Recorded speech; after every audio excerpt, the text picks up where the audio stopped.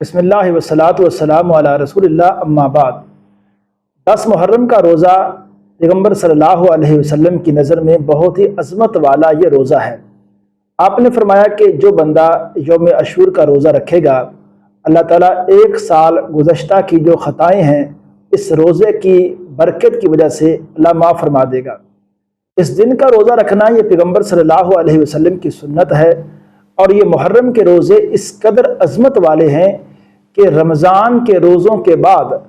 سب سے زیادہ اگر کسی روزوں کی عظمت ہے تو وہ حدیث کے مطابق محرم کے روزوں کی عظمت ہے۔ تو لہٰذا ناظرین، ہمیں اس بات کو یاد رکھنا چاہیے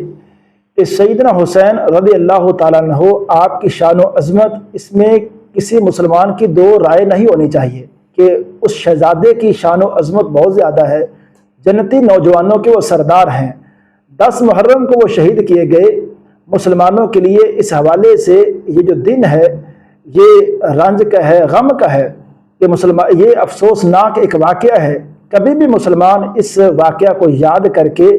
غمگین ہوئے بغیر نہیں رہ سکتے، لیکن اس کا یہ مطلب نہیں ہے کہ بعض لوگ جس طرح کے یہ کر رہے ہیں کہ انہوں نے سیدنا حسین رضی اللہ تعالیٰ عنہ کی محبت کی آڑ میں یا ان کا نام لے کر انہوں نے محمد صلی اللہ علیہ وسلم کے دین کو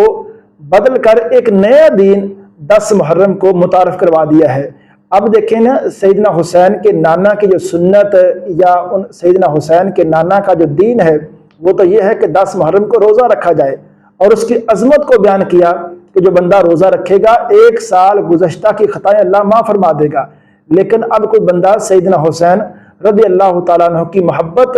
کی آڑ میں یا ان کا نام لے کے 10 محرم کو ایسے کھانے پکائے کہ یہ بیان کرے کہ مجھے سیدنا حسین کے ساتھ محبت ہے، تو یہ محبت کبھی بھی اس کو ہم سچی محبت نہیں کہہ سکتے۔ کہ دیکھیں، اگر سیدنا حسین رضی اللہ تعالیٰ عنہ کو اس میں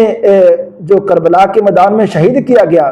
تو اس کا یہ کیا مطلب ہے، یا کیا عقلی حوالے سے کیا زاویہ ہے عقل کا سوچنے کا کہ اس کا یہ مطلب نکال لیا جائے کہ 10 محرم کو کوئی سبیلیں لگائی جائیں یا کوئی اس طرح کے اقدامات کیے جائیں کھانے پینے کے کہ ان کو نام دیا جائے کہ اس سے ہم سیدنا حسین رضی اللہ تعالیٰ عنہ کے ساتھ محبت کا اظہار کر رہے ہیں۔ کبھی بھی ایسا نہیں ہو سکتا کہ سیدنا حسین رضی اللہ تعالیٰ عنہ کی سچی محبت کو کوئی بندہ حاصل کرے محمد صلی اللہ علیہ وسلم کے دین کو بدل کر۔ تو ناظرین، ہم لوگ ہمارے درمیان بڑے غیر محسوس طریقے سے محمد صلی اللہ علیہ وسلم کے دین کو ذرا پیچھے کر کے نئی باتیں، نئی جو رسومات ہیں ان کو دین کا نام دیا جا رہا ہے، تو کبھی بھی یہ باتیں دین کا حصہ نہیں ہیں۔ 10 محرم کا روزہ رکھنا یہی پیغمبر صلی اللہ علیہ وسلم کی ہدایات پر عمل کرنے کا نام ہے، اور یہی سچ میں اور حقیقت میں سیدنا حسین رضی اللہ تعالیٰ عنہ کے ساتھ محبت کا جو صحیح ذریعہ اور صحیح تقاضا یہی ہے کہ 10 محرم کا ہم روزہ رکھیں اور ان رسومات سے ہم دور رہیں۔ السلام علیکم ورحمۃ اللہ وبرکاتہ۔